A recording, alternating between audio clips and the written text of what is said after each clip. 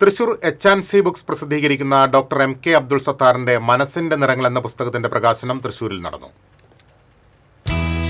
കേരള സാഹിത്യ അക്കാദമി ചങ്ങമ്പുഴ ഹാളിൽ നടന്ന പുസ്തക പ്രകാശന ചടങ്ങിൽ പ്രവീൺ വൈശാഖൻ അധ്യക്ഷത വഹിച്ചു.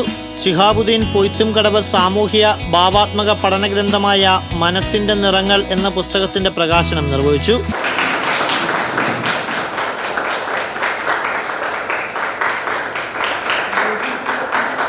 രതി പതിശ്ശേരി പുസ്തകം ഏറ്റുവാങ്ങി.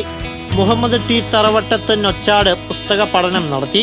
എച്ച്&സി പബ്ലിഷേഴ്സ് എഡിറ്റർ AV ശ്രീകുമാർ, എഴുത്തുകാരൻ Sreedharan N. Bella, RCI India secretary Gafoor Thikkodi, Umariya public school principal T. Anitha Babu, Thrissur Umariya group secretary MS Shaji, Perumbavoor Luke memorial public school librarian Indulekha Thampi, കവയിത്രി ശ്രീജ നടുവം, ഗ്രന്ഥകാരൻ doctor MK Abdul Sathar, MI Bushra തുടങ്ങിയവർ സംസാരിച്ചു.